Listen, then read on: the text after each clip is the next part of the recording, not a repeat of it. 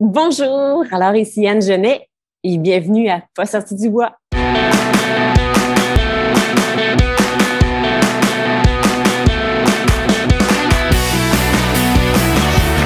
messieurs, votre gagnant du 110 km! Si tu commences à te sentir bien en courant un ultramarathon, fais-toi-en pas, ça va passer. Grand champion du 125 km! Je tiens à remercier la belle gang de NAC qui est partenaire depuis les tout débuts du balado. Si t'es un athlète d'endurance, il faut absolument que tu essaies leurs produits. Je vous niaise pas, c'est un game changer. Les barres Ultra Énergie ont le parfait ratio de 4 grammes de glucides pour 1 gramme de protéines, mais surtout, le goût est débile. NAC, c'est des produits faits par et pour des athlètes d'endurance. Hey, depuis l'année passée, ils ont même des produits 100% vegan. Ben oui, t'as le goût d'essayer ça? Va sur le nacbar.com, choisis les produits qui t'intéressent et entre le code promo pas sorti du bois pour obtenir 15% de rabais. PASSORTIDUBOIS. Merci NAC, puis je vous souhaite un bon épisode. Ouais, ben, on n'est pas sorti du bois, hein? Salut les athlètes, bienvenue à Pas sorti du bois, épisode numéro 38. Et oui, on approche le 40. Là. J'ai parti ça il y a 38 semaines en me disant j'en ferai pour un par semaine. 38 semaines plus tard, force est d'admettre que j'ai échoué. J'en suis 38 en 38. Aujourd'hui, je suis en compagnie d'une auteure, d'une coureuse, d'une fille qui est fascinante par son parcours. Anne Genet, bienvenue à Pas sorti du bois. Hey, allô! Merci d'être là. Ben merci de l'invitation, c'est vraiment génial. Tu sais, j'aime ça que tu m'invites parce que tu sais, je suis littéraire, puis on dirait qu'on laisse pas beaucoup de place, je trouve, aux gens qui sont plus artistiques dans le domaine de la course à pied. Puis je pense qu'on aura la chance d'en jaser, mais je suis vraiment très flattée de faire partie de ton émission. Ben écoute, on s'était parlé quelques fois, on avait échangé quelques messages, puis moi, il y a cet aspect-là très artistique que j'aime dans ton approche, dans ta philosophie de la course, puis dans ton parcours nécessairement. Mais effectivement, c'est quelque chose qu'on parle moins souvent. Tu sais, moi, ça fait... je le disais, 38 épisodes, fait que j'ai reçu des gens de tous les horizons. J'ai effleuré ce sujet-là parce que on se rend compte qu'il y a plein de gens qui, dans leur coffre à outils, ont un don artistique, que ce soit l'écriture, la photo et tout ça. J'ai reçu un gars, je sais pas si tu connais, il s'appelle Johan Rock. Puis Le beau gars, hein? Ouais, oui, Hey, c'est bon, ça. hein? Il dit-tu quelque chose, tu le connais? Hey. Donc, c'est ça, quand j'avais parlé avec Yoann, on avait jasé de tout cet aspect-là de l'écriture, puis comment un feed sur l'autre, puis ensuite on s'était parlé, parce que bon, on blague, là, mais d'un coup que les gens ne le savent pas, Anne, t'es la fiancée de Yoann. Donc, on a parlé un peu après, toi et moi. J'ai-tu un badge de plus? Je pense que oui, je pense que ça marche comme ça. Ouais. C'est la première fois que je reçois 2 invités fiancés, pas ensemble, donc voilà, c'est une grande première. Ouais. Mais non, c'est ça, on avait parlé ensemble, puis Ouais. j'aimais beaucoup justement cette approche-là artistique, puis on aura l'occasion d'en parler. Tu travailles sur un livre en ce moment, puis j'ai l'impression que toute ton expérience sportive nourrit l'artiste et l'artiste nourrit nécessairement la coureuse. Bref, beaucoup de choses à jaser. Mais la première question, la plus importante, qu'est-ce que tu bois, Anne? Ce soir, j'ai choisi une moralité. J'adore la moralité parce que c'est brassé par Dieu du ciel. Puis c'est une microbrasserie qui était tout près de l'Université de Montréal où j'allais étudiante quand j'étudiais en lettres. Puis moralité, moi j'avoue que je préfère l'immoralité. Je trouve ça très drôle. C'est une bière qui s'appelle la moralité. Il y a quelque chose là-dedans. C'est un bon choix de bière. On va leur donner. Oui, c'est très drôle. On dit bonjour à la gang de Dieu du ciel. Oui, chouette. Moi, de mon côté, j'ai une Afterlife de l'Emporium, mon nouveau partenaire. Je dis nouveau, mais ça fait 5-6 épisodes qu'à chaque fois, je la présente comme étant un nouveau partenaire. Mais l'Emporium, dis-je, c'est une super microbrasserie à Québec. Donc, aujourd'hui, c'est une TDH IPA. Je ne sais pas ce que TDH veut dire. Moi, par chez moi, selon ce qu'on m'a diagnostiqué, c'est trouble de déficit de l'attention avec hyperactivité. Bon, ça, je sais pas si c'est un lien avec ça, mais on va voir si dans quelques minutes, tu vas me dire, hey, là, calme-toi un peu, ta bière te rentre dedans. Mais bref, cheers à toi, Anne. Hey, santé! Santé. Oui. Donc, merci à la gang de l'Emporium, merci à Stéphanie, puis la belle gang de l'Emporium, les gens de Québec. En attendant que les microbrasseries, on puisse y aller prendre une bière sur place, on peut au moins passer sur place sur le boulevard Henri Bourassa à Québec pour se chercher un petit 4-pack de bière. Allez essayer ça. Donc, je le disais, Anne, auteure, coureuse, parle-moi de ton parcours sportif. Commençons. J'ai le goût d'explorer ces 2 avenues-là, l'artiste et la coureuse. Commençons avec le parcours sportif. Comment le sport est entré dans ta vie? Comment la course est entrée dans ta vie? Ah là là, c'est tellement drôle. Parce que j'en jasais avec Yoann, justement, puis je me disais, tous les deux, là, on se disait, quand on nous demande de parler de nos débuts de la course à pied, c'est comme un moment, c'est à la fois malaisant, puis à la fois intéressant. C'est-à-dire que quand j'ai commencé à courir, d'abord, moi, j'étais gênée d'avoir le goût de courir. Tu sais, c'était comme quelque chose que j'osais pas trop en parler. Tu sais, fait que je m'étais dit, je vais aller courir en cachette. Tu sais. Puis là, j'avais pas d'équipement, fait que moi, je courais avec mes bottes d'hiver au début. Tu sais. Fait que, tu sais, je courais juste avec mes bottes d'hiver, pas d'équipement, puis je trouvais ça vraiment le fun. Puis là, j'en jasais avec ma sœur. Puis ma sœur qui était nouvellement maman. Puis là, moi, j'étais nouvellement maman aussi. Puis là, on se parlait de mon énergie. J'avais beaucoup moins d'énergie. Je dormais plus. Ça avait juste pas d'allure. Tu sais, je dormais pas de la nuit. Puis là, elle me dit, écoute, le meilleur truc pour avoir de l'énergie, c'est de courir. Elle dit, achète-toi une poussette de course, là, puis va courir. Puis après une nuit d'insomnie, tu vas voir, ça va être meilleur qu'un café. Je fais comme, OK, je vais essayer ça. Est-ce que tu doutais un peu de la recette? C'est clair que je doutais. Mais tu sais, c'est ma sœur, c'est correct. Tu sais. Fait que là, je m'achète la même poussette, une bob, même poussette qu'elle. Et là, je me mets à courir avec ma poussette. Et ça a été une révélation pour moi. C'était fou. Tu sais, c'est comme si tu avais la Anne avant là, la course à pied qui était comme tout le temps fatiguée. Puis comme tout le temps... Puis là, Anne après, genre, à tel point que quand je suis retournée au travail, mon boss, il me dit, bon, il faut qu'on jase, il faut qu'on se rencontre. Qu'est-ce qui se passe dans ta vie? Et je ben, pas grand-chose. Tu sais. Puis, je cours. Il dit, OK, c'est ça que je pensais. Il dit, là, t'as tellement d'énergie, t'es tellement dynamique. Tu sais, j'avais juste envie de faire n'importe quoi. Tu sais, j'avais juste envie de réaliser n'importe quel projet, d'être là, puis j'avais de l'énergie, ça n'avait pas d'allure. Fait que, tu sais, pour moi, la course a été une révélation sur plein de plans. Là. Ça a tout transformé ma vie de A à Z, tu sais, à tel point que je me suis séparée peu de temps après, environ 1 an après, je me suis séparée parce que j'étais plus la même. Puis, tu sais, même mon chum de l'époque, il me regardait puis il était comme... OK, qu'est-ce qui se passe? Puis on essayait de s'entendre, mais ça marchait pas du tout. Là, fait que, il y a Anne avant, puis il y a Anne après. Puis mis à part l'énergie dont tu parles, qu'est-ce qui a changé dans ta personnalité ou dans ta façon de voir la vie ou dans ta philosophie, je sais pas? Ouais. Ben, tu vois que je te dis, moi, je pense que je me suis mis à appliquer ce que je fais quand je cours. C'est-à-dire que je me suis mise à me dire que n'importe quel projet qui se présentait à moi, j'étais capable de le réaliser. Tu sais, anciennement, je me disais, j'avais peur de n'importe quoi. Tu sais, tu me disais, là, il faut que tu fasses tel truc. Puis j'étais comme, ouais, mais tu sais, je sais pas. Fait quand je me suis mis à courir, j'ai écrit mon premier roman de cette façon-là. Là. OK, ton premier roman est né de cette période de vie où tu as commencé à courir.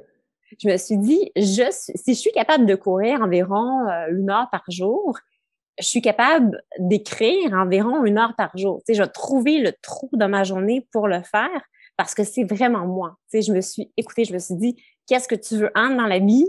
Tu veux réaliser ça, ça, ça, ça.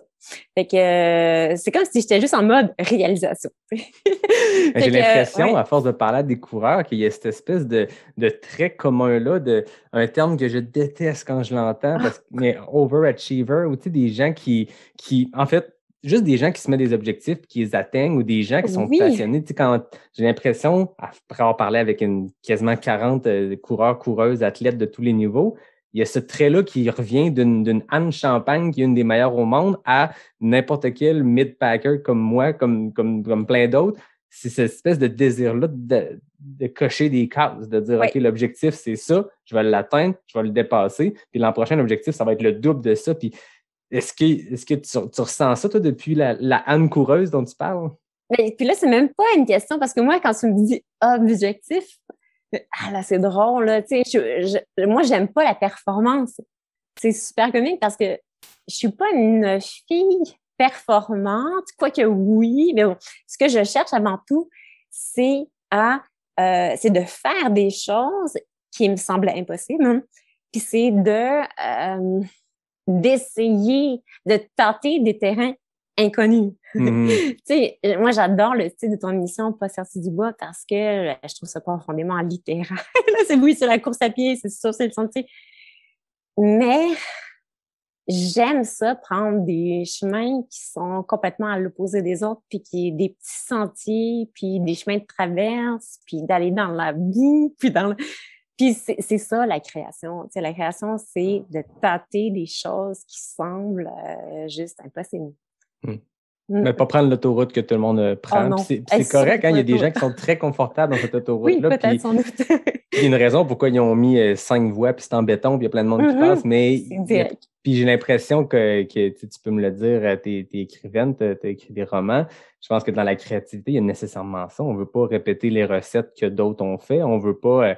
on se laisse inspirer, tu sais. Moi, je suis pas auteur comme toi, mais tu sais, j'ai un parcours artistique aussi. Puis tu sais, on veut s'inspirer des gens qui nous inspirent, justement, mais on veut prendre notre propre chemin dans cette direction-là. Puis, notre propre voie. Oui, puis j'ai l'impression que c'est pas dans les routes empruntées que la réponse se trouve. C'est dans c'est ça. C'est dans les petits chemins de terre, des fois, inaccessibles. Puis, bon, tu m'as parlé à des coureurs de trail. Puis là, je vois que, oui, tu as commencé sur route, mais à un moment donné, tu as bifurqué dans le trail. Puis il y a ça aussi, il y a ce fun-là d'aller dans des territoires inconnus.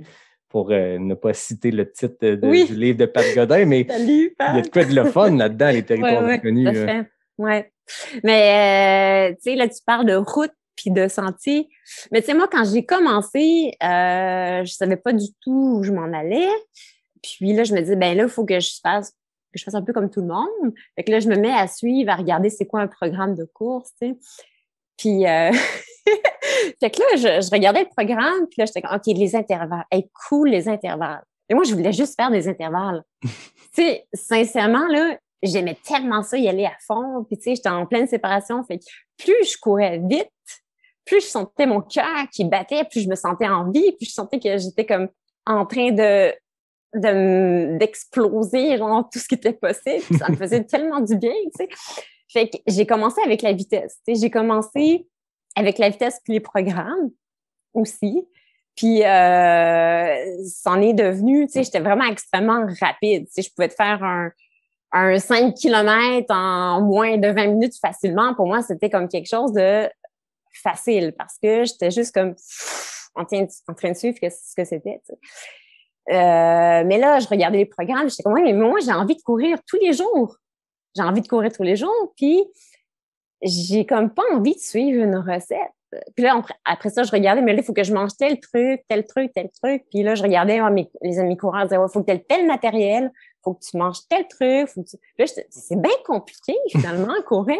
Fait que j'en ai eu à un moment, j'en ai juste eu comme mon voyage de suivre, de faire pareil comme tout le monde.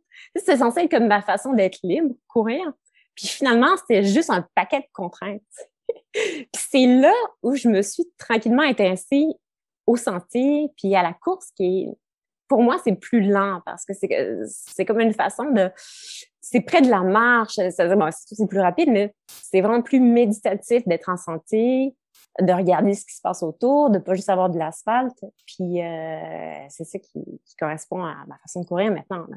Et le cerveau travaille différemment, j'ai l'impression, en sentier. Moi, je sais que j'ai eu un parcours où j'ai été 5 ou 6 ans de course seulement bitume, puis à un moment donné, tu te lasses parce que tu connais les rues autour de chez toi, tu as bien beau te rendre loin, tu finis par tout connaître ces rues-là, puis le mouvement est le même, puis tu te perds vite. Il y a un aspect le fun. Moi, j'aime encore la route pour justement quand j'ai besoin de créer ou régler des problèmes parce que tu peux mettre le cerveau à off puis partir sur autre chose puis pas te concentrer sur la course. Mais en sentier, c'est complètement autre chose. On tombe dans un mode où le cerveau est hyper alerte puis il faut l'être tout le temps parce que du moment que tu tombes dans ta tête, que tu penses plus ou que tu réfléchis plus où tu mets les pieds, ben c'est là que tu prends une roche puis que tu prends une débarque, là. Une racine. Oui. Une racine surtout. C'est jamais dans la section la plus technique. Hein. C'est jamais sur un sentier technique qu'on se plante. C'est quand c'est après la section technique, la descente un peu roulante, puis là, il y a une racine. C'est sûr qu'on se prend les pieds dedans. Bon, c'est ça, trop bien, trop confortable. Exact. C'est comme dans la vie, il faut fuir le confort. Exact. Fait que là, tu as découvert la course en sentier. Tu es dans le coin de Montréal, sur la rive sud de Montréal, je pense. C'était quoi tes premières expériences en sentier à la course? Oh, c'est sûr, c'est drôle parce qu'il a fallu que je m'en aille de Montréal pour découvrir les sentiers. Ma première expérience très décevante, c'était avec Yohan. OK. Ouais. Il me dit, écoute, tu veux faire du sentier? Ben, allons au Mont-Sainte-Anne. Oh! Et là, c'est la première fois que je réalisais, parce que j'allais courir au Mont-Saint-Hilaire, j'allais courir, mais tu sais, c'était pas comme au Mont-Sainte-Anne où là, je voulais courir, mais j'arrivais pas à courir parce que c'était juste comme du dénivelé à n'en plus finir, puis je savais juste pas où mettre les pieds. Puis si je voulais descendre puis dégringoler comme j'avais l'habitude de le faire, je me plantais. J'étais comme, wow, c'était vraiment éprouvant la première fois que je me suis lancée là-dedans, mais j'ai aimé ça. C'était déstabilisant, mais je me suis dit, c'est là où je vais aller. Je le sais que c'est là que je vais aller. Ouais. Un baptême par le feu quand même, le Mont-Sainte-Anne. Oui. Incroyable. Puis je pense qu'à ce moment-là, en plus, je courais avec des espèces de vieilles espadrilles, là, tellement usées, il restait même plus rien. Là. Il n'y avait pas de crampons, c'est sûr. Là. C'était des zéro droite, mais tu sais, c'était des pneus usés. Pas pratique dans les sentiers techniques, dans les descentes, tu sais, les Mont-Sainte-Anne, c'est un centre de ski. Hein, fait que quand t'es dans les sections dites roulantes parce que c'est pas tant accidenté, ça reste que t'as besoin d'un peu de grippe parce que c'est du foin puis tu peux dégringoler. Là. Tu sais, j'étais en tri-suit. Je courais mon tri-suit tout le temps parce que c'était pratique. Mais j'avais pas de... Où est-ce que je mets des gourdes là-dessus? Je sais pas. J'avais pas d'eau, rien. J'étais comme, OK!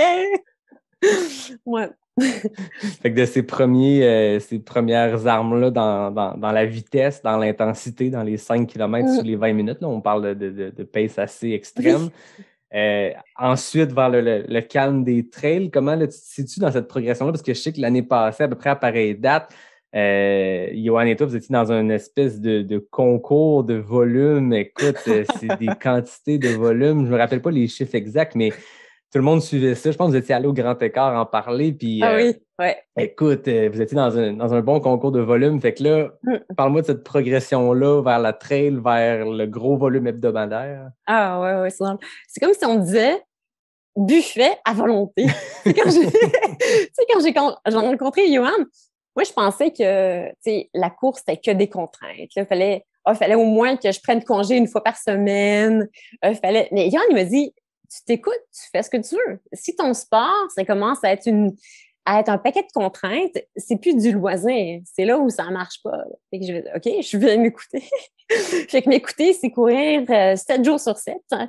Puis, c'est aussi de faire du run commute. Fait que quand je vais courir au travail, ça va être 30 km dans la même journée, tu sais. Puis si je peux rallonger ça puis que ça devienne un marathon, ben c'est encore plus trippant.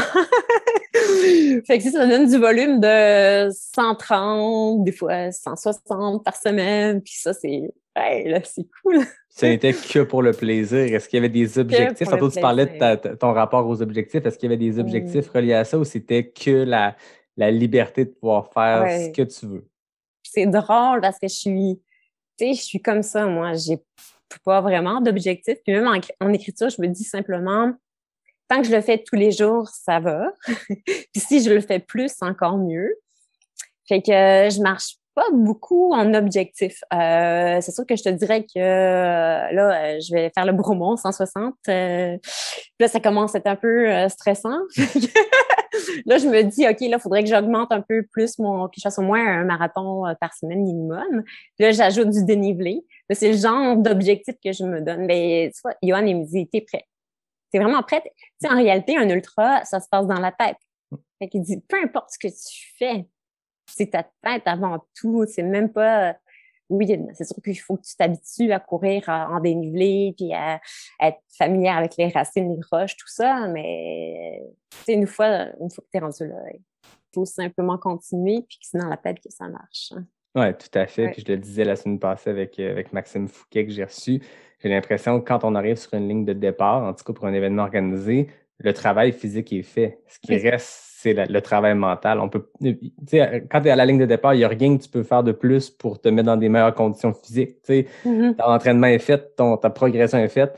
Par contre, c'est là que la game mentale commence. Hein. Oui.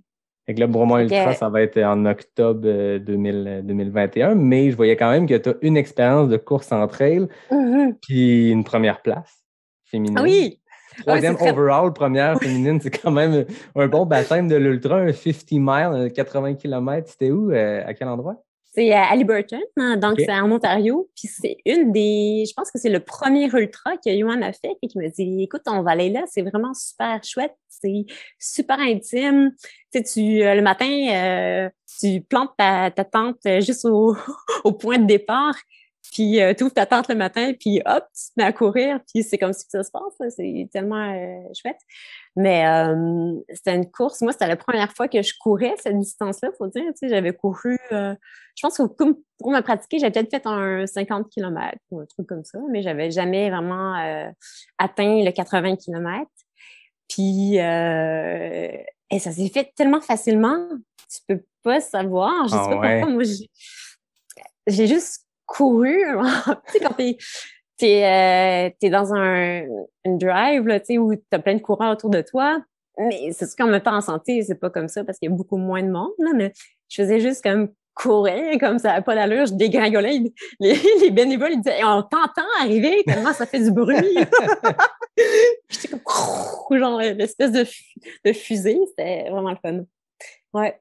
Parlons maintenant de ton parcours artistique. Je disais, je l'ai campé dès l'ouverture, coureuse, auteur, tu étais probablement plein d'autres choses, mais je trouvais ça important de camper ces deux choses-là avant de voir le lien entre l'art et la course. Mais parle-moi de ton parcours d'auteur parce que tu as fait paraître 2 livres, un 3e en chantier. Parle-moi de comment l'écriture est arrivée dans ta vie. Ah oui, c'est drôle. Tu sais, moi, quand j'ai su que j'étais enceinte, ça a été comme un élément super important pour moi. Puis je me suis dit, OK, là, mais mon temps est compté. Tout le monde me disait, être maman, t'as plus le temps pour toi, tu pourras plus rien faire. Puis j'étais comme, ah ouais, c'est vrai. Donc là, quand j'ai su que j'étais enceinte, là, je me suis mis rapidement à écrire des nouvelles, des petites histoires courtes, parce que j'avais trop peur, moi, de me lancer dans un roman, tu sais, écrire un roman de 300 pages. Comment tu veux faire ça? Ça me faisait vraiment trop peur. Fait que je m'étais dit, je vais faire plein de petites histoires. Je vais en faire un livre.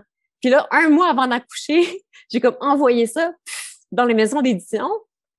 Puis finalement, mon livre a été accepté, tu sais. Mais tu sais, moi, c'était vraiment comme advienne que pourra, je fais juste. Puis là, bon, là, finalement, le livre a été publié. Là, j'ai eu ma fille. Puis quand j'ai eu ma fille, là, je me suis dit, OK, là, je suis prête pour un roman. Mais tu sais, écrire un roman encore, ça me faisait un peu peur. Fait que je me suis dit, qu'est-ce que je vais écrire? Là, je me suis basée sur ma vie. Fait que j'ai fait de l'autofiction.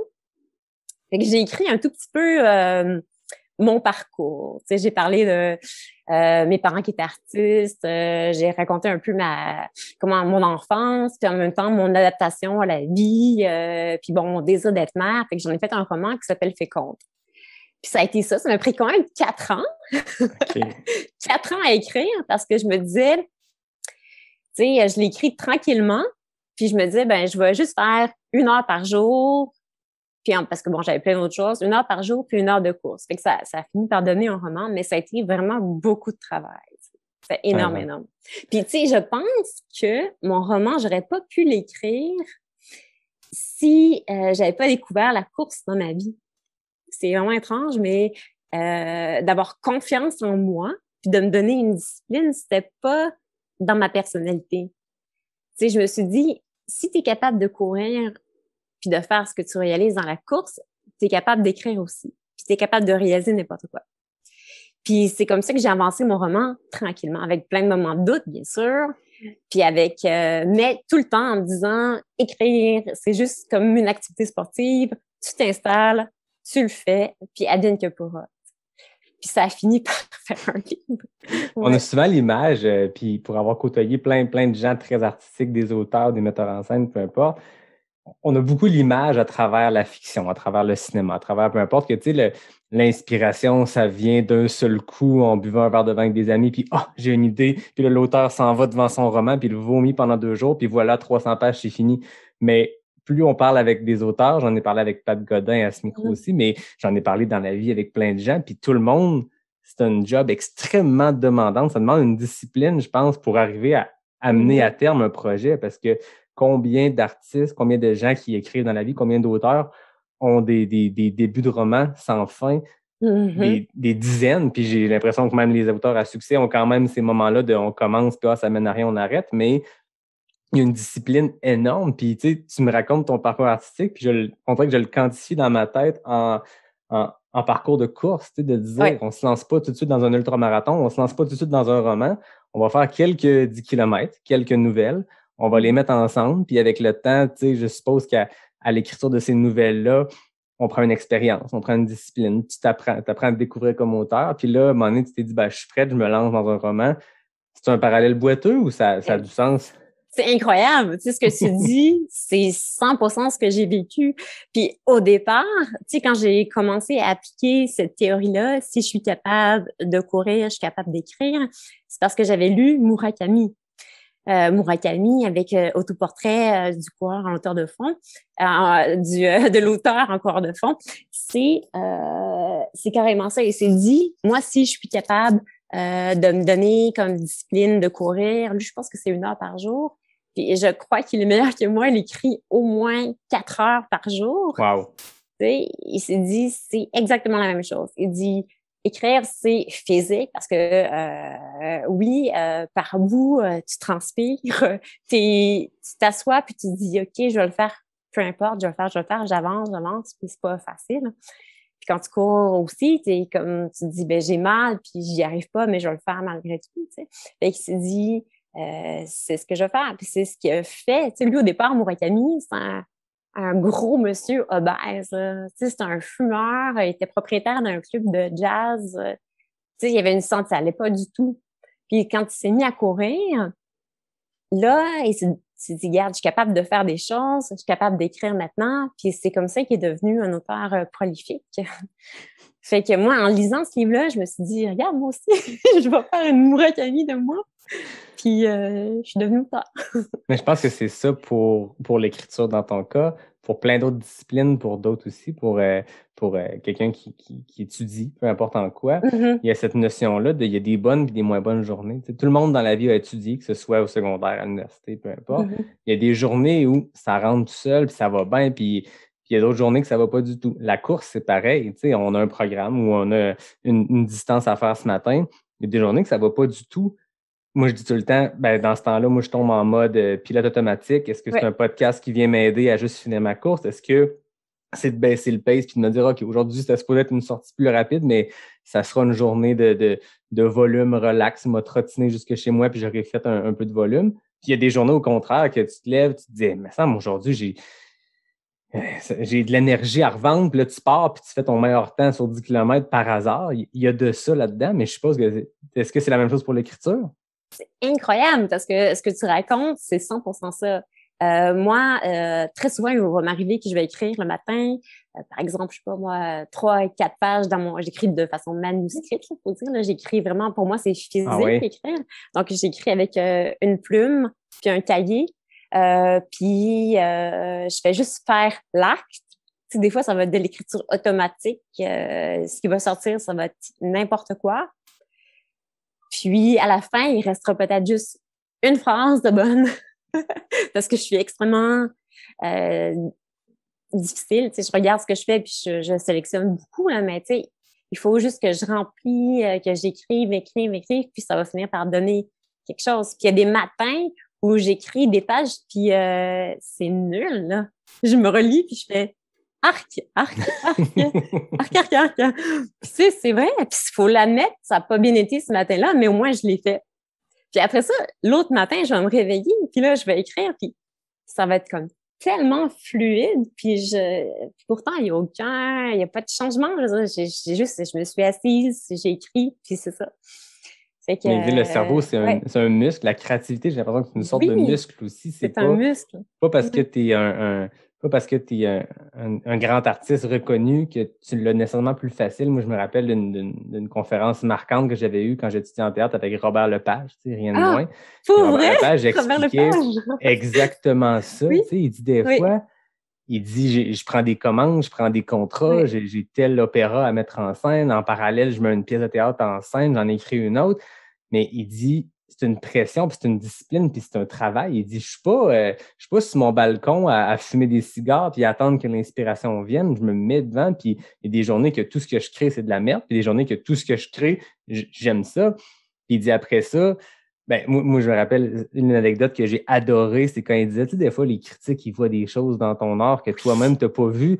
Il dit, mais je me rappelle d'une fois qu'un critique dans une pièce avait dit, le personnage sort toujours côté jardin, donc pour le public côté gauche, pour XXX raisons. Puis là, il dit, hey, une chance qu'il n'a pas vu la pièce dans la ville d'avant, dans notre tournée, parce que la coulisse n'était pas faite pareil. Puis la raison pourquoi l'acteur sortait à gauche de la scène, c'était simplement parce que ça là, j'étais à gauche. Mais bon, tout ça pour dire, des fois, les gens voient des choses artistiques de plus, mais pour revenir, là, je me suis un peu écarté, c'est que c'était ça. Il dit vraiment que c'est un muscle, c'est un travail, c'est pas quelque chose qui vient, puis c'est pas un éclair de génie tout le temps. Il dit, des fois, t'as une idée, tu fais, là, je mets le doigt sur quelque chose. Et le lendemain, tu te regardes, tu fais, c'est de la merde. Ou le contraire, tu te dis, OK, ça mène à un coup de génie, puis ça fait une pièce de théâtre qui fonctionne. Mais j'aimais ça comprendre, tu sais, dans mes yeux d'adolescent, de jeune adulte de 19 ans, un Robert Lepage, un monument du théâtre mondial devant toi, puis t'expliques que dans le fond, lui, là, il n'est pas un génie plus que n'importe qui d'autre, il est juste un bon travailleur qui met le temps qu'il faut. Tout à fait. Ben, tu sais, écrire, c'est un état d'esprit aussi, je crois. De la même façon, quand on court, on est aussi dans un état d'esprit. Je pense qu'il y a beaucoup de coureurs qui sont des gens un peu solitaires. Là, je dis un peu, mais en réalité, je devrais dire solitaires. Tu sais, on aime passer beaucoup de temps dans notre tête à penser, puis juste que, tu sais, en réalité, si on court 2 heures, c'est 2 heures qu'on s'offre avec notre tête, là, à voir le paysage, puis à laisser passer les pensées qui nous traversent, tu sais. Puis quand on écrit, on se met aussi dans un état d'esprit qui est similaire. Tu sais, on s'ouvre à plein de choses. Puis pour avoir confiance, en se disant je vais être capable de mettre dans cet état d'esprit-là, moi, la course m'aide beaucoup. C'est drôle. C'est des fois, il y a des matins où quand ça marche pas, je me dis, regarde, je vais juste aller courir un peu, là. Puis là, je vais croire que tout est possible. Tu sais, je vais être sur les endorphines, l'adrénaline, peu importe. Puis là, je vais m'asseoir, puis là, je vais laisser ma tête aller, là, puis ça va être magnifique. Fait que c'est ça. C'est vraiment... c'est tellement mental. Dans le fond, des fois, la course est ta bougie d'allumage artistique, créative. Quand tu sens que le moteur part pas, là, ben là, tu sors, puis c'est intéressant. Tu cours, puis c'est ça qui est magnifique. Je pense que, tu sais, en même temps, peu importe ce qu'on fait dans nos vies, on a besoin de croire aussi que ce qu'on va faire, on va le réussir. Tu sais, moi, j'aimerais ça que tout le monde puisse courir. Tu sais, j'aimerais ça que tout le monde puisse croire en lui, tu sais, en se disant que j'y arrive, je suis capable.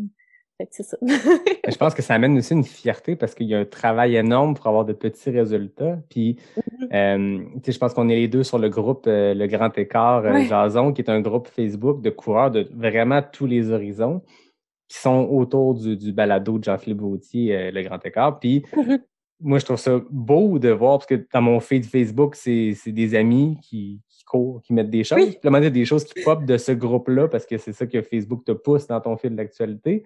Puis, tu as des gens qui partagent la distance, quelle qu'elle soit, peu importe c'est quoi, mais avec une fierté immense. Puis ces gens-là savent que ce groupe-là est un genre de safe space où justement, tu peux te taper dans le dos devant tout le monde. Puis les gens vont comprendre ton feeling de « Hey, j'ai fait mon premier 5 km, puis on s'en fout de ton temps puis de ton pace. » Tu as réussi, puis c'est un accomplissement énorme. On le sait, c'est quoi les efforts quand tu pars de rien, puis tu arrives à un premier 5. Puis moi, je trouve ça aussi beau quand je vois ça que quelqu'un qui va partager son record de marathon. Puis il y a un gars de Montréal qui court de Percé jusqu'au Mont-Royal. Il y a vraiment de tous les niveaux dans le groupe.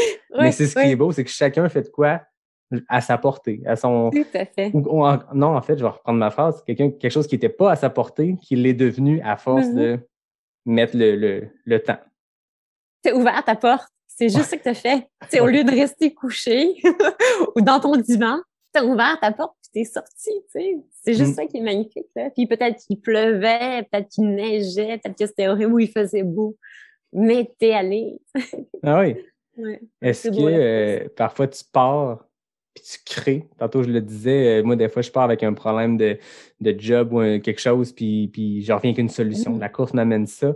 Toi qui es auteur, est-ce que tu rédiges, est-ce que tu écris, est-ce que tu crées en courant? Oui, beaucoup. Ouais. Puis c'est drôle parce que quand j'ai commencé, tu sais, mon premier livre, j'étais pas coureuse du tout, là. Les papillons boivent les larmes de la solitude. Le titre, je l'ai trouvé en marchant. Comme quoi, est-ce que j'ai besoin de mobilité, de mouvement pour penser? Je marchais, puis là, j'ai vu une goutte d'eau sur un escargot, sur sa coquille. Je me suis dit, c'est une larme. C'est beau. Puis là, je l'ai noté dans mon téléphone. Puis c'est comme ça que je marche encore aujourd'hui. C'est-à-dire que quand je cours, très souvent, j'ai des idées. Puis c'est pour ça que je cours avec mon téléphone en partie, parce que je pourrais courir avec absolument rien, puis il n'y aurait pas de souci. Mais je cours avec mon téléphone en me disant, quand j'ai des idées, je peux les noter. Puis ça m'arrive vraiment souvent. Puis c'est pas juste des idées, c'est des images, c'est des phrases. Des fois, c'est carrément des phrases, c'est des comparaisons, c'est des dialogues, c'est des personnages. Fait que, tu sais, ça bouge énormément dans ma tête, à tel point que je me suis dit, tu sais, à un moment, je me suis dit, mais voyons donc, ça bouge tellement dans ma tête, c'est pas normal. Puis, puis là, j'avais lu un livre d'Annie Laferrière. C'est le journal d'un auteur en pyjama, un truc comme ça. Puis il disait que pour écrire, il faut avoir des bonnes fesses. Hein. Il faut s'asseoir longtemps. Il faut avoir une bonne paire de fesses puis être capable de rester assis longtemps. Puis là, je lis ça. Puis j'étais comme, non, mais c'est pas vrai! Parce que moi, mes idées, moi, je les ai dans l'élan. Pour moi, en courant, c'est un élan. Puis c'est là où ça foisonne dans ma tête puis ça bouge. Puis là, si je peux m'asseoir après avoir couru, c'est encore mieux parce que là, je peux jeter tout ce qui s'est passé dans ma tête. T'sais. Mais c'est pas vrai qu'il faut être cloué sur une chaise pour écrire. Je pense pas. Je pense pas qu'il faut faire de généralités comme ça. On a chacun des personnalités. Puis ben moi, ça se passe dans le mouvement. C'est comme ça. C'est que Jean de Montréal, si vous voyez Anne qui est sur le bord d'une piste cyclable ou d'un coin de rue, rivée sur son sel, elle n'est pas en train de faire un post Instagram, elle est en train de noter des choses, dérangez-la pas, là, elle est en train de créer. Ou de prendre une photo parce que c'est tellement beau. Il y a aussi ça. Ouais. Fait que je comprends que tu as comme intégré à ta routine d'écriture, de création, la course. Donc, ouais. J'ai l'impression qu'à t'écouter, la course a nécessairement un impact sur ton écriture, ton art. Est-ce que le contraire est vrai aussi? Le fait d'être auteur, le fait d'écrire, d'analyser, de chercher des images, de mettre des mots, est-ce que ça influence ta pratique de la course qui semble très libre et sans structure? Il y a des fois, où, disons, je m'assois le matin, puis là, ça marche pas. Là, j'écris, puis je fais aïe, aïe. Puis là, peut-être qu'en réalité, je devrais m'entêter à continuer à écrire, mais je vais courir. Parce que je me dis, mais il faut quand même que j'aille courir. Fait que je pense que dans certains cas, mais c'est plutôt rare, là, j'aurais peut-être dû m'entêter à continuer à être dans mon cahier puis écrire. Mais c'est plutôt rare. Tu sais, normalement, quand je cours, ça nourrit ma créativité. Sûr. Oui. Puis on le sait, tu fais des longues distances, autant en course organisée, je le disais, un 50 miles, mais tu fais des distances extrêmes aussi en entraînement. Y a-t-il un point dans ta course, une durée, un nombre de kilomètres ou un moment où tu sens une espèce de changement, un état d'esprit? On le sait, quand on court longtemps, à un moment donné, on tombe dans des états différents. Oui. Sens-tu ces changements-là? Puis est-ce que tu le sens dans la façon que tu réfléchis, dans la façon, dans tes sensations en courant? Mais là, j'adore ta question parce que moi, en courant mon 80 km, écoute, c'était juste 80 km. Mais je me suis mis à halluciner. C'est sûr, j'ai beaucoup d'imagination, là. Mais là, il y avait des chiens partout, tu sais, puis j'essaie de voir à quel moment j'ai commencé à halluciner, là. C'était vers la fin de la course. C'était peut-être comme à partir du 60e kilomètre. Mais on était en forêt, il y avait beaucoup d'ombre, c'est sûr. Mais là, je le sais que oui, ça joue sur mon état d'esprit sur à 100%. C'est pour ça que j'ai hâte d'essayer le 160 pour Avec la vraiment, nuit. avec la nuit, aïe, aïe, attachez-là, un peu de nappe. Je vais halluciner grave. J'exagère, mais oui, c'est sûr, j'ai vraiment dans l'imagination quand je cours. Ouais. Ouais, puis on dirait avec une lampe frontale, les ombres de la Oui, forêt, des fois, c'est pas nécessairement des hallucinations comme on entend Patrice Godin nous raconter ses hallucinations au 180e miles d'un 200 miles, mais oui, j'ai oui, l'impression, moi, je me rappelle à Ricana, la deuxième nuit. On s'était vu en plus, là, tu étais au ravito avec oui, Yoann, puis oui. j'étais avec un ami Steven, on courait, puis il y a un moment où c'était pas du tout une hallucination, on n'était pas en carence au point d'halluciner des choses, mais la première nuit, clairement, il y avait des ombres avec notre lampe frontale qui faisaient penser à des choses, puis ça ne nous est pas venu en tête.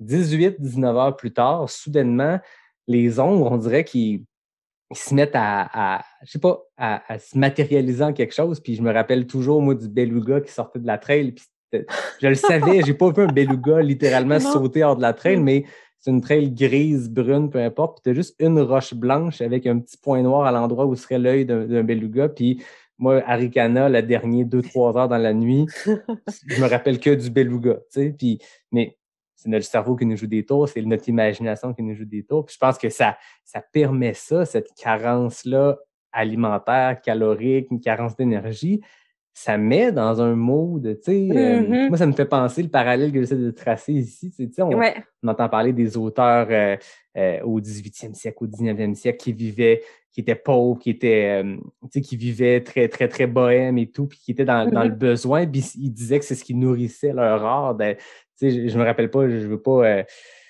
dire n'importe quoi, mais il y a une citation d'un auteur connu qui dit qu'un bon auteur, il faut qu'il ait eu faim. Tu sais.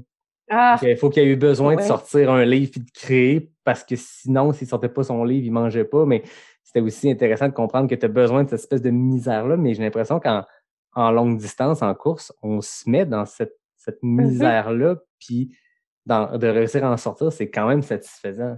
C'est tellement gratifiant. Je pense qu'on le fait que pour ça, pour le moment où on sort de cette douleur-là. Parce que faut dire qu'il y a de la douleur aussi, il n'y a pas juste de la faim ou de la fatigue. Tu sais. C'est une espèce de douleur, puis là, tout d'un coup, tout redevient calme, puis on est satisfait. Puis tu parlais de la faim, mais on s'est mis avec Yoann à faire aussi des jeûnes pour tester notre endurance sur le point en se disant, OK, est-ce qu'on peut aussi effleurer les effets de si on mange pas pendant 48 heures? Voir qu'est-ce que ça fait? Puis moi, personnellement, ça me fait quand je me mets aussi dans un état de faim, j'ai aussi une créativité qui est intéressante. OK? Que c'est une autre forme d'endurance, mais c'est vraiment trippant d'essayer ça aussi. Ouais. Un petit laboratoire qui Un se passe. laboratoire ouais, d'expérience. Ben, c'est intéressant. On tente des choses, puis Oui. je pense que, tu sais, on entend beaucoup la pratique courir à jeun, ou tu sais, moi, je fais pas les jeûnes intermittents, mais j'aime ça. Moi, je sais que mes longues de fin de semaine, où je sais que je vais être à une intensité très basse, j'aime les faire à jeun. Pour ce que ça procure, je sais que ça a des propriétés physiques, peu importe, c'est Mm-hmm. vraiment pas du tout. Moi, je le sais que ça me met dans un état qui est différent. Mais c'est Oui. intéressant de faire ces tests laboratoires-là parce qu'en ultra, on va avoir à être Oui. affamé puis assoiffé à 5 km d'un ravito. Puis tu sais que tu en as pour encore une demi-heure, 45 minutes avant de te rendre. Il faut que tu apprennes à vivre avec cette Oui. faim-là ou cette soif-là. Tout à fait. Tu sais, puis le corps, c'est ça, il est fascinant. Puis des fois, je me le répète aussi en courant, c'est que le corps s'adapte à tellement de choses. Tu sais. Il s'adapte bien sûr, au sommeil, il va s'adapter à la faim. Tu sais, quand tu fais un ultra, il vient au moment où tu devrais peut-être manger, mais t'as juste plus faim aussi, hein. Tu sais, tu es comme plus capable d'avaler quoi que ce soit, puis c'est ce qui se passe, tu sais. Mais moi, j'aime ça. J'aime me dire que je déjoue mon cerveau. Tu sais, mon cerveau me dit que je devrais arrêter parce que mon cerveau, il est paresseux, puis il veut juste... Son rôle à lui, c'est de me dire, de m'économiser. Mais moi, je veux rien savoir. Moi, je veux aller au bout de mon objectif, tu sais. Fait que, ouais, ça. Et c'est vrai que le cerveau est paresseux. J'ai entendu ça ailleurs. je lisais un truc, puis il expliquait que souvent, quand on revient d'une blessure, le cerveau va envoyer des signaux de OK, arrête, t'as mal. Puis le cerveau réussit à faker la douleur pour te faire arrêter parce que, tu sais, on repart de loin, peu importe c'est quoi ton volume, ton niveau. Quand tu repars après une blessure, ben, c'est plus difficile de repartir. Puis le cerveau va avoir tendance à t'envoyer des messages par lâcheté du cerveau, justement, de dire, ben, ah non, t'as mal. Puis j'ai un ami je vais le recevoir bientôt. On attend de pouvoir le faire en vrai, notre épisode, parce que c'est un ami proche à moi, puis on veut le faire l'émission pour vrai. Fait qu'on attend que les mesures nous le permettent, mais c'est un gars d'homme qui a vécu une grosse année de blessure après des grosses performances à Bromont, notamment. Wow. Puis, à un moment donné, son ostéo, je pense, il expliquait, OK, en ce moment, quand tu pars courir longtemps, tu ressens la douleur. C'est ton cerveau qui essaie de te jouer des tours parce qu'il dit, je t'examine, t'as rien, t'as plus rien, mais ta douleur est un peu là de manière fantôme parce que t'as eu mal pendant 10 mois, 12 mois, 14 mois, puis là, ton cerveau te voit repartir à 4-10 du kilo sur un 21 km de fin de semaine, puis il se dit, hey, là, tu m'offres pas le coup, mon maudit. Fait qu'il te crée cette douleur-là, puis c'est intéressant de voir le cerveau, et je sais pas si c'est par lâcheté, mais quand je l'avais entendu, je pense au micro de Simon-Pierre Leblanc avec Charles Castonguay, un podcast, puis il expliquait exactement ça. Le cerveau est lâche, il va t'envoyer des signaux pour que tu arrêtes, des signaux pour que tu arrêtes. Ah oui, c'est son rôle. C'est carrément son rôle. Mais bon, nous, les auteurs, on met ça de côté, le cerveau. J'exagère. Je sais que tu as vécu l'année passée une période, justement, on est sur le sujet des blessures. Oui. Est-ce que c'était suite à cette grosse augmentation de volume-là dans ce petit concours de volume avec Yoann que ça l'a mené à une blessure? Comment tu as vécu ça de ne pas pouvoir pratiquer ton activité de prédilection? Ah, c'est très drôle. Ben non, c'est pas drôle du tout. Mais ça s'est passé au début du confinement. Donc, c'est vraiment, tu sais, c'est drôle parce que tu parles du cerveau, puis du cerveau qui nous joue des tours. Mais tu sais, le début du confinement, ça a été comme un choc pour bien des gens, là, puis une espèce de période un peu sombre. Puis, je courais dans le jardin avec ma fille, puis je me suis renversé le pied. Puis, tu sais, normalement, une douleur comme je l'ai eue, je pense que j'aurais pu m'en remettre assez rapidement. Là. C'était juste comme c'était même pas une foulure, c'était juste que je m'étais tordu le pied, puis bon.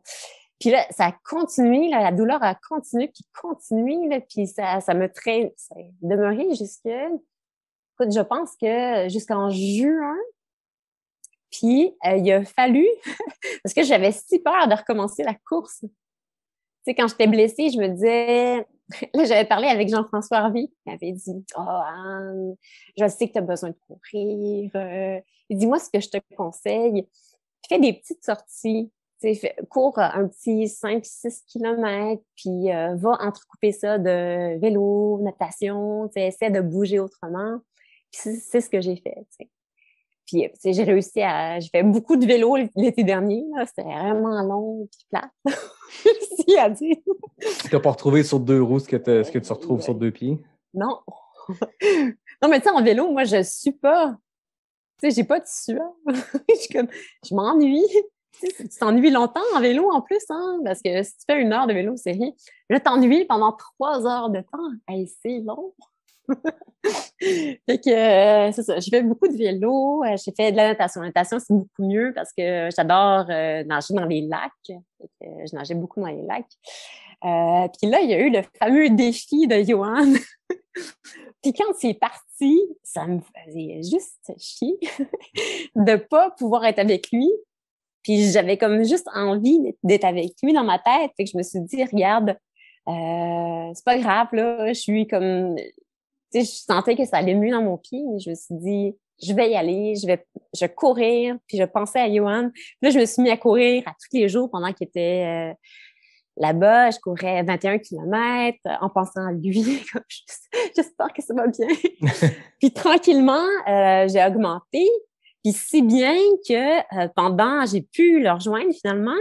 Puis pendant la dernière semaine, je courais des 50 km avec lui, puis il n'y avait aucun problème. Ça a pris une espèce de traitement choc de dire, OK, là, il faut que je passe par-dessus la peur de me reblesser. Ça a pris une espèce de, OK, il faut que je le fasse. je suppose que tu étais là pour l'accompagner, le pacer. Avec lui, s'il fait une journée de 60 km, faut que tu le suives toi aussi. Oui. Oui, mais c'est surtout que je voulais être là. Je voulais tellement être là. Je voulais tellement m'assurer que ça aille bien, que quelqu'un lui parle, que, tu sais, quand je suis entrée dans entrons dans le sujet, là, mais quand je suis entrée dans le défi avec Johan, je me suis mis en mode machine. Puis je pense jamais comme ça. Quand je cours, je me mets pas en mode machine. Mais là, je me suis dit, je cours, peu importe. J'y crois, même si ça me semblait impossible. Tu sais, pour être vrai, là, ça me semblait impossible son défi, là. Mais je me suis dit, il veut le faire, on va le faire. Fait que l'impossible, je l'ai fait. Ah oui, puis lui aussi, l'impossible, il l'a accompli. Ouais. Pour ceux qui se demandent de quoi on parle, ça me surprendrait, mais j'ai reçu Johan à l'épisode 31, puis on a parlé de long en large de ce défi-là qu'il a si bien décrit dans son livre qui est sorti il y a quelques semaines. Parle-moi un peu de cette expérience-là, tu l'as vécue en coulisses. Je te l'ai dit d'entrée de jeu quand on s'est parlé, je veux tellement pas que cette entrevue soit bonjour, je reçois la blonde de Johan qui a fait de quoi d'exceptionnel, mais je serais curieux de voir comment toi tu l'as vécu de ta perspective, parce que pour ceux qui connaissent moins l'histoire, Johan partait de Percé à la course pour se rendre jusqu'au Mont-Royal. Tu es allé le rejoindre à quel endroit exactement? Je suis allée le rejoindre dans le coin j'essaie de me rappeler la ville, parce que c'est si drôle, parce qu'il y a tellement de moments d'absence dans cette course-là. Là. Il y a des gens qui m'ont croisé, qui ont pris des photos de moi, puis je me souviens pas du tout d'eux. Ah ouais? Tu sais, ma mémoire a juste fait comme... C'était près d'une fromagerie. OK. Je sais. C'est pas... c'est drôle que j'oublie le nom. C'est... En tout cas, écoute, je m'en souviens plus. C'est beaucoup plus en haut que Lévis. Je m'en souviens plus. C'est plus loin que Lévis, dans le fond. Tu as traversé Lévis, tu as continué. Ah ouais, mais c'est... Oui. Fait que toi, t'es arrivé après son épisode de bactéries, qu'il pensait qu'il devait arrêter. Finalement, il est revenu. Comment ça a été d'arriver? Parce que, tu sais, si tu avais fait le périple au complet avec lui, que ce soit en voiture, en vélo pour l'accompagner, tu aurais vécu l'espèce de courbe de il va bien, OK, ça, il commence à dépérir, il trouve ça. Là, tu es arrivé, tu es comme catapulté en plein milieu d'un défi, comme un pacer qui ramasse son coureur au 90e kilomètre d'un 160. Y a-t-il eu un choc quand tu es arrivé devant lui? Bon, je viens t'accompagner, puis là, j'ai devant moi un gars qui a des coups de soleil, qui a perdu du poids probablement. Écoute, c'est tellement drôle parce que tu m'en parles, puis là, je revois l'image. Tu sais, on court, je cours jusqu'à lui, puis là, je le vois, tu sais, petite silhouette qui s'avance jusqu'à moi, puis tranquillement, au fur et à mesure qu'il s'avance, je vois le squelette qu'il est. Tu sais, c'est un squelette cramé. Il y a juste la peau sur les os, là. Il est maigre. Il est brûlé, avec un espèce de grand sourire d'en face. Et son sourire, tu sais, c'est comme, c'est quoi ça? Puis là, je me suis dit, là, Anne, surtout, faut pas que tu montres. Faut pas que tu lui montres que t'es sous le choc. Fait que là, je me suis dit, il faut que je souris, puis que je le prenne dans les bras, puis que je donne tout mon amour. Mais qu'est-ce qui se passe? C'est ça, parce que tu sais, Johan, c'est pas un gars qui, de base, est très massif, mais là, les photos qu'on a vues un peu à travers son périple, tu sais, n'importe qui sort courir 14 jours au gros soleil va nécessairement cramer et fondre, puis c'est exactement ce qui s'est produit. Ah oui, c'est un évadé d'un camp de concentration, là. Hey, écoute, ça allait pas du tout. Ça allait pas. Fait que, tu sais, moi, puis en plus, quand j'essayais de le nourrir, il voulait rien manger. Ah ouais? Il voulait rien avaler, là. C'était vraiment, à part les rouleaux, ça. Oui, c'est ça, les fameux rouleaux. Les rouleaux, ça marchait. Mais non, c'est ça, c'était vraiment, il était très, très, très exigeant. Tu sais, il était devenu un peu comme une machine. Fait qu'il disait oui, non, puis ça, non, puis ça, puis... puis tu sais, c'est ça, il était très décidé, mais aussi, ce qu'il voulait pas, il le voulait pas. Fait que, tu sais, par bout, c'était difficile, là. Tu sais, j'essayais vraiment... Des fois, je me trouvais insupportable. Je me disais, là, il faudrait qu'il y ait de la glace, parce qu'il est trop... c'est sûr qu'il a besoin d'être rafraîchi, là. J'essayais de trouver de la glace. J'arrivais avec plein de glace, et je donnais la glace. Puis il s'en mettait un petit peu, puis OK, c'est correct. Genre, comment? J'ai déployé, moi, toutes mes énergies pour t'amener de la glace. Puis c'est ça la force que tu me fais. Mais, mais non, c'est ça. Fait que, tu sais, c'était vraiment, il était très décidé. Puis j'ai embarqué dans sa game. Puis ça a été magnifique, là. J'avais comme, c'est drôle, avant la course, j'avais comme plein d'inquiétudes. Puis là, il me dit, viens me rejoindre, tu vas voir, ça va aller bien. Tu vas penser à autre chose. Puis là, je vais le rejoindre. Puis c'est vrai, on était juste dans une attitude où c'était au jour le jour. Tu sais, des fois, on partait le matin puis on savait pas du tout où on allait dormir le soir même. On savait pas. Puis, ben, écoute, au pire, on dormira au bord de la rue. C'est pas grave. Mais c'était vraiment ça. C'était dans l'instant présent. Puis, c'était des rencontres incroyables. Tu sais, c'est des gens, tu sais, en temps de pandémie, c'était tellement magnifique de voir la générosité des gens, voir parce que il y a des gens qui arrivaient avec des grosses glacières, avec plein de choses. Il y a un gars, je me souviens, il est arrivé, il courait, puis il y avait dans son sac à dos des popsicles. Plein de popsicles. Il ouvre ça, là, c'était party, des popsicles. Fait que ça a été des rencontres formidables. Ouais. Je pense que ça a créé un moment autour de ça. Johan, de par le fait que dans la communauté de coureurs, de coureuses au Québec, il est connu, mais je pense que dans une année sans course, il y a beaucoup de gens qui s'accomplissent à travers ça, moi inclus, ben, les défis individuels ou de groupe de ce genre d'athlètes-là qui se lancent dans des trucs pas possibles sont devenus notre sport national. Tu sais, moi, tu me parles de l'été 2020, je me préparais pour mes courses. Je suivais Mathieu qui faisait le GR en Gaspésie. Je suivais Johan qui faisait ça. Je suivais Anne Champagne qui a tenté une traversée de la Naudière. Tu sais, on s'est comme mis à suivre les gens dans leur plan de marde pour citer l'ami David Bombardier, mais dans ces plans-là un peu invraisemblables. Puis c'est devenu ça, nos lignes de départ, nos lignes d'arrivée. Tu sais, moi, l'année précédente, ben, quand t'es pas à une course, tu ouvres distance plus le lendemain, puis tu regardes, OK, qu'est-ce qui s'est passé, qui a gagné, qu'est-ce qui s'est passé comme péripétie. Tu sais, moi, ce que j'aime de distance plus, c'est leur couverture, oui, de l'élite, mais si c'est passé une histoire dans le mid-pack, ils vont le parler.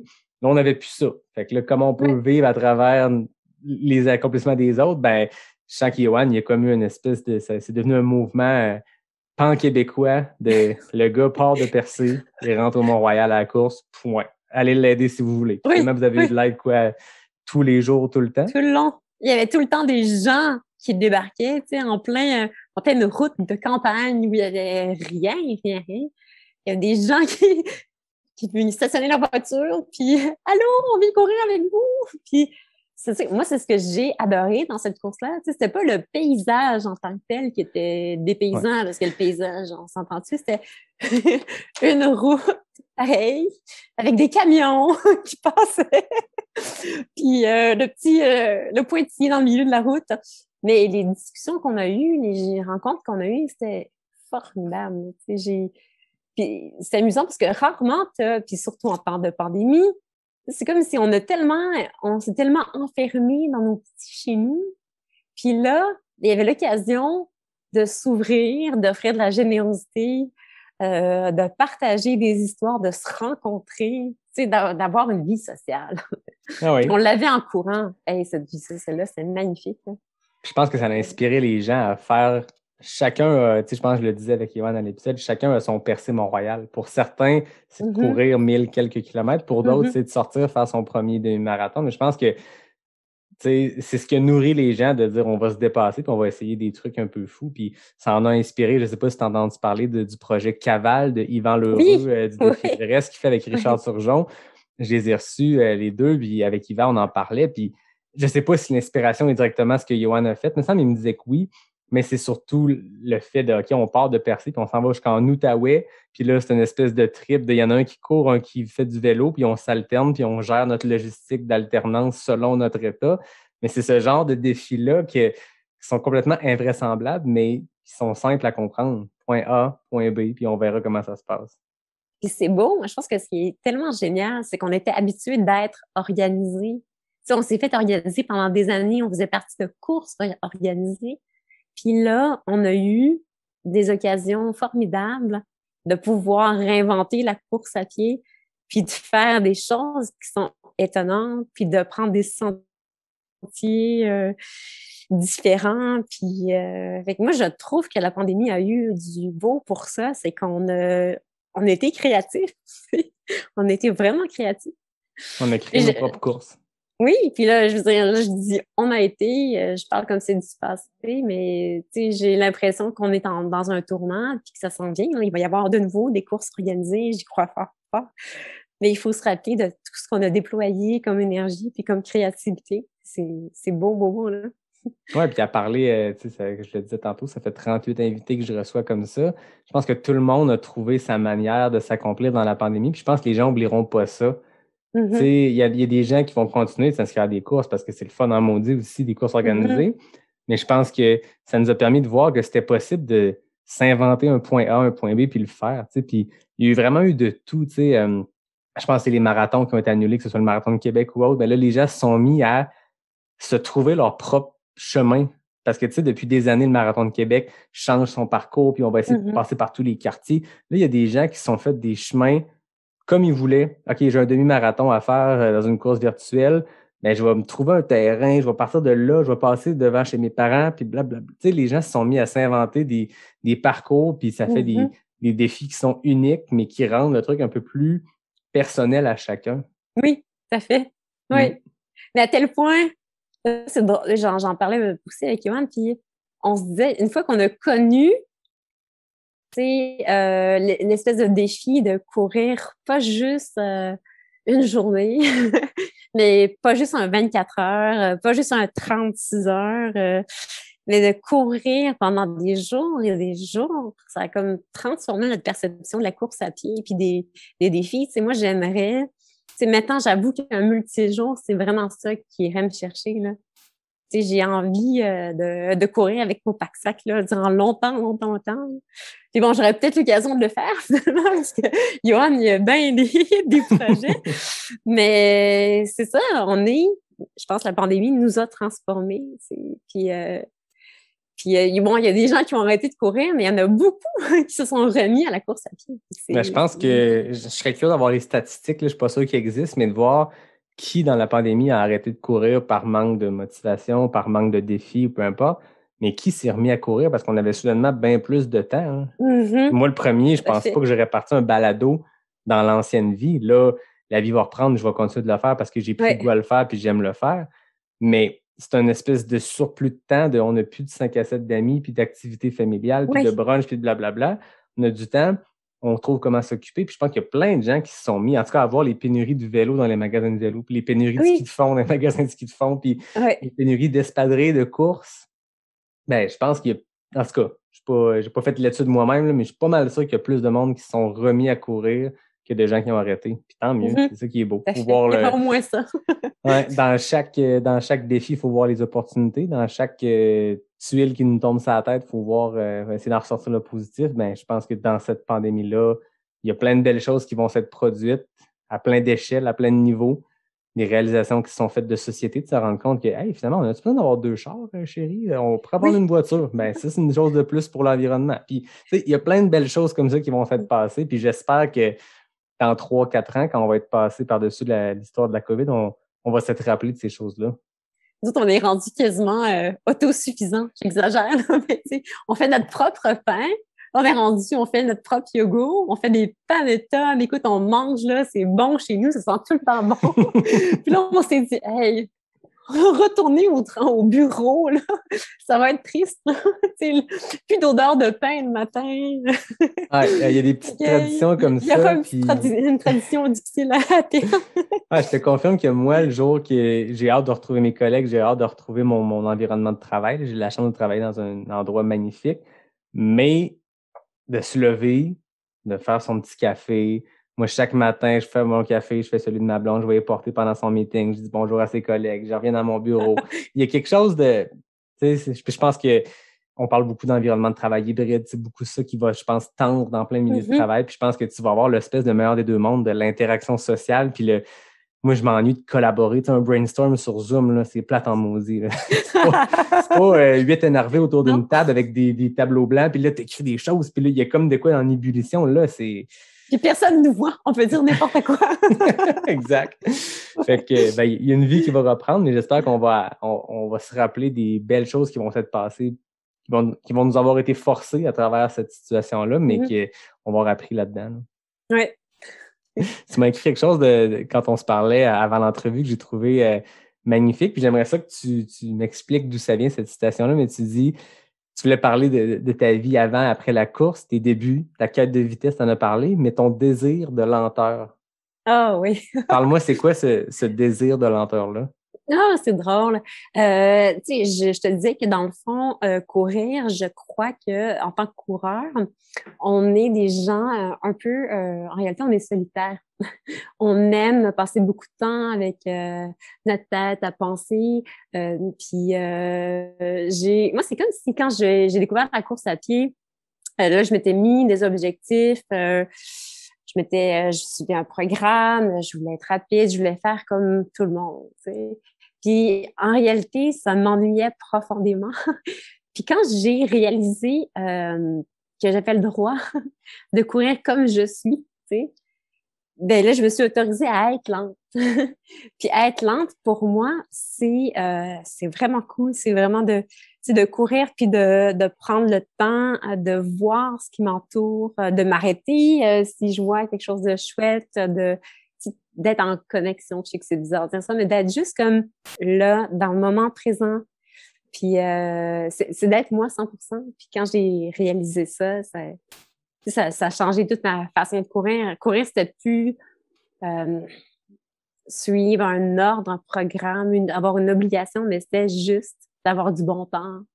Puis de méditer. Tu sais, à la limite, peut-être que la course à pied, c'est très, très de la méditation. Puis c'est un état d'esprit. Puis là, je me suis mis dans cet état d'esprit-là, je crois. Ouais. Je pense que quand on oublie le désir de performance, puis c'est normal. Oui. Je pense que c'est correct quand on a des objectifs, des projets qui s'en viennent, des courses, des événements multijours, peu importe. Il y a un désir, ou en tout cas, il y a une nécessité plutôt de discipline parce qu'il faut faire ses intervalles ou il faut faire une sortie longue. Mais c'est le fun d'avoir ces moments-là sans objectif. S'il y a de quoi que moi, je retiens de notre discussion, c'est le pas d'objectif. Puis moi, j'ai pas de plan d'entraînement. J'ai une structure d'entraînement. Par semaine, j'ai un objectif de kilomètres, un objectif de dénivelé. Mais je me permets aujourd'hui, ça va être une sortie avec moi puis moi dans ma tête. Je vais choisir les rues que j'aime, le boisé que j'aime, la patente que j'aime. J'aurai pas de monde. Enfin, j'ai jamais de monde de toute façon, mais j'aurai pas mon sel qui me dit à chaque kilomètre c'est comme on pèse. Je pense que c'est nécessaire de se permettre ça. Puis je pense qu'en trail, je ne veux pas généraliser, mais je pense que les gens de course en sentier sont un peu plus dans cet état d'esprit-là. Mm-hmm. Ouais. Parce que notre type de sport amène ça. Tu sais, quand tu pars faire un 40 km de trail en entraînement, tu n'es pas obligé de te torcher au point de cracher du sang. Tu peux triper à prendre des photos parce que tu as un beau point de vue, puis ça fait partie de notre sport. Puis moi, l'expression que j'aime le plus dans la trail, c'est qu'on parle d'entraînement de temps sur ses jambes.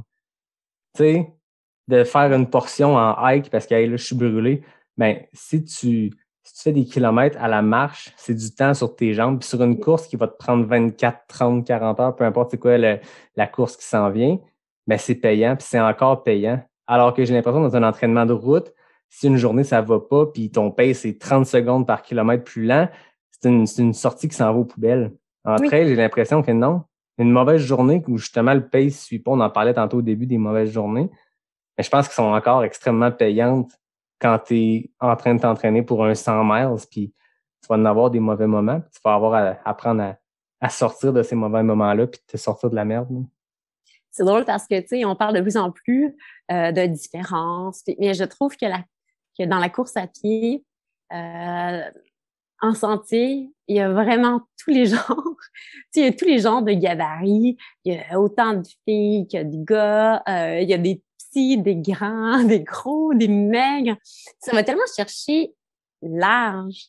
Tu sais, puis c'est tellement beau aussi de voir que à la fin d'une course, on va applaudir même le dernier. Tu l'as fait. Ce qui est beau, là, c'est pas d'arriver le premier, c'est de l'avoir fait. Puis le dernier qui va arriver, on peut-tu l'applaudir, tu sais? Ben, on peut le voir autrement. La course est une distance, mais la course est une durée aussi. Oui. Puis la personne qui arrive en dernier gagne la journée la plus longue sur les sentiers. La personne, je connais pas le cut-off par cœur de Bromont Ultra. Je pense que c'est 36 heures, par exemple. Celui qui finit en 35 heures, 58 minutes, il a couru pas mal plus longtemps, puis il gagne en termes de durée sur le gagnant qui va avoir fait ça en 22 heures. Ah oui, tout à fait. Lui, il l'a eu dur longtemps. Il a eu mal longtemps.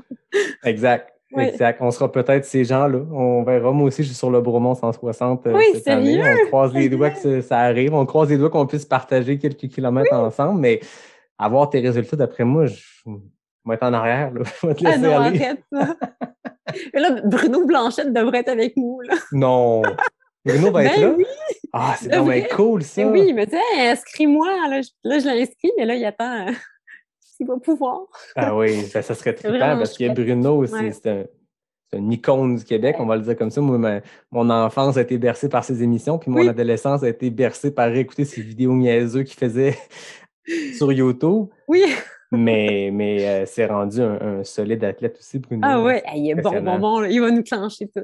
Ah ouais, il est impressionnant, Bruno. Je sais pas s'il va faire des jokes encore au 120e kilomètre. S'il va avoir encore de l'humour. Tu sais, ce gars-là, à jeun, tu sais, full énergie, pas en carence de rien, il est déjà extrêmement drôle. J'ai comme le feeling que ce gars-là, en carence, après 24 heures d'un sentier, il doit être assez hilarant.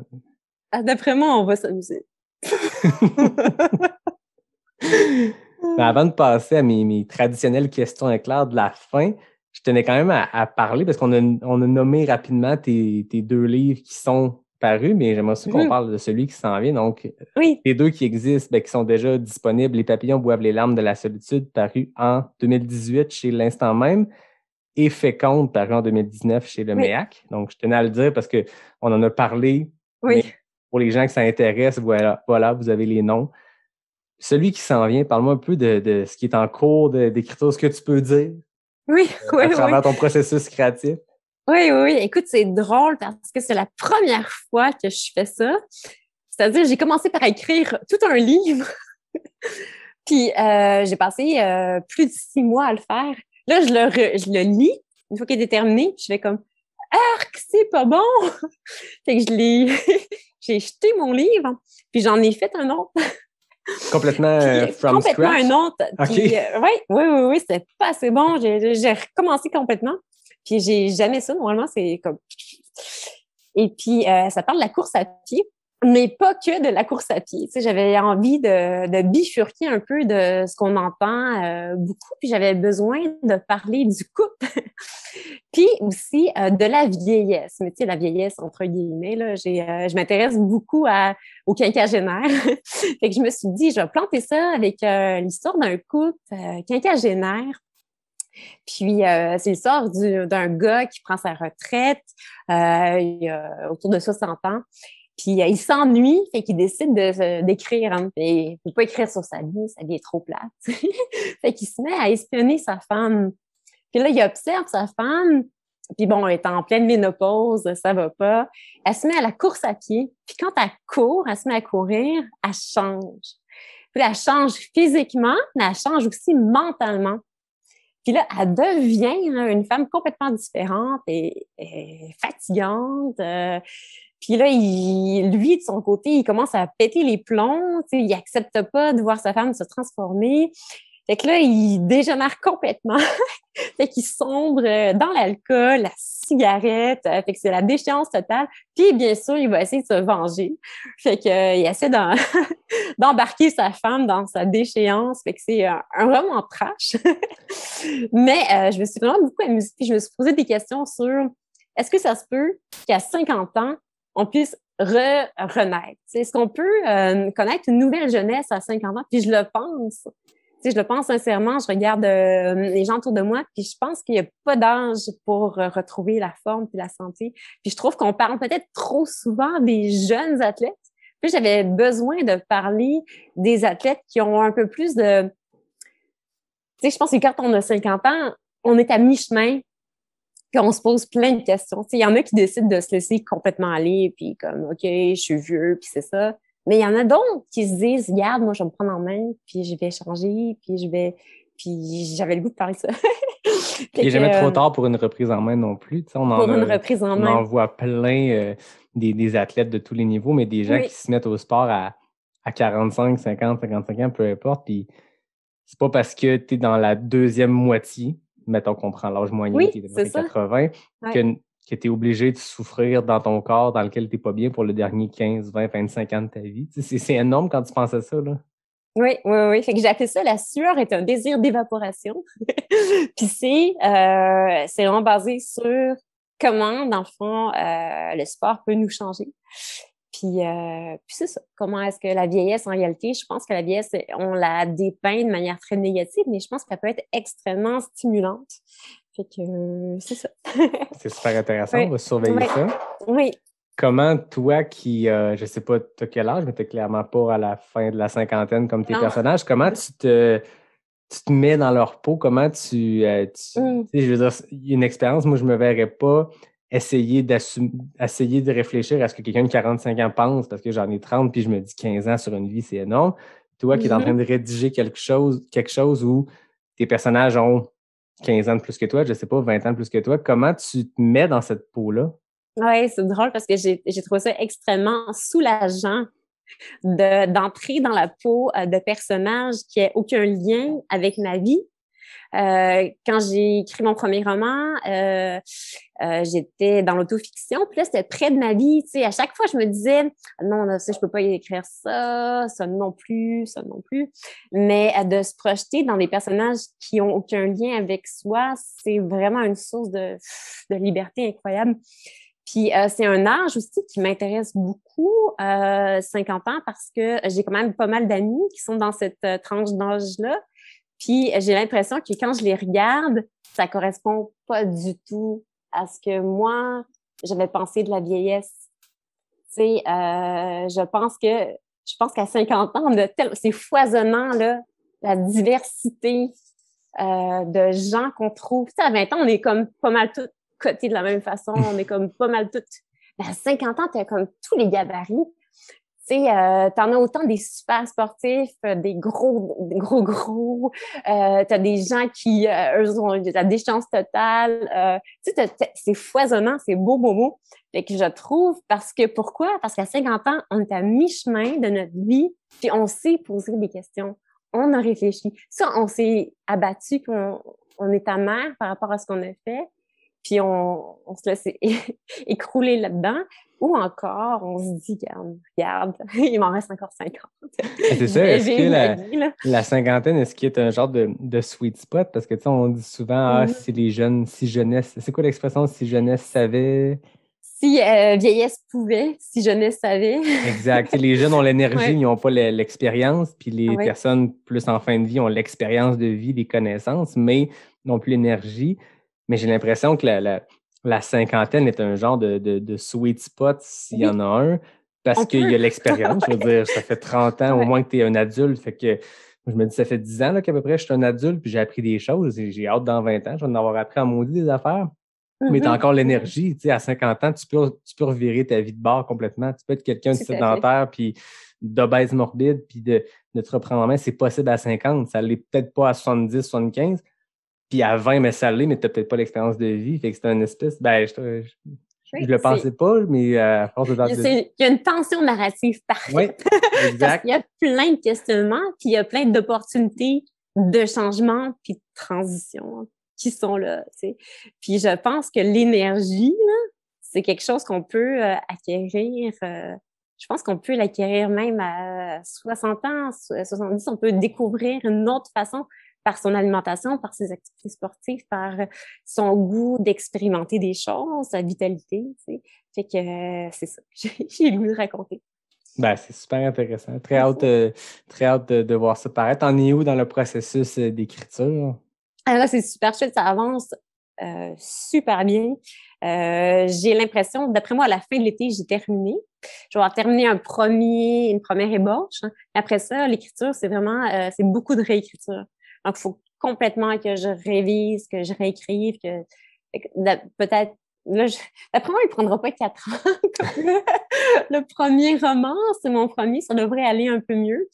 Mais là, Je sais pas. Je pense que je suis bien partie. Tu sais, à la fin de l'été, on aura déjà quelque chose, c'est sûr et certain. Là.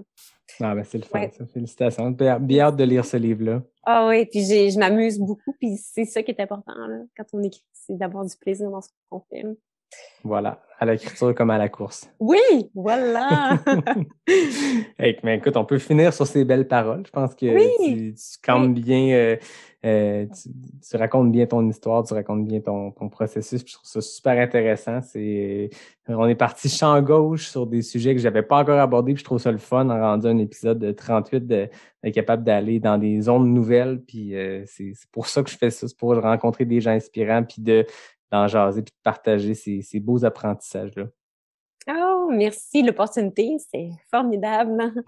Ouais, puis je suis sûre qu'il y en a plein d'autres là, qui ont d'autres façons de penser la course à pied, c'est sûr. Ben oui, exactement. Ouais. Je suis certain que quand je vais être rendu à l'épisode de 88, je vais encore être chamboulé par une rencontre de me dire « Oh my God! » Ça fait 88 épisodes que je fais, je n'avais pas encore mis le doigt sur ça. Fait que c'est aussi plaisant pour ceux qui m'écoutent parce que à chaque semaine, je suis chanceux. Moi, je lance un épisode puis je reçois du feedback. Tu sais, c'est très direct. Hein, les gens, moi, je vois qu'après quelques heures en ligne, j'ai des gens qui écoutent, qui m'écrivent et tout.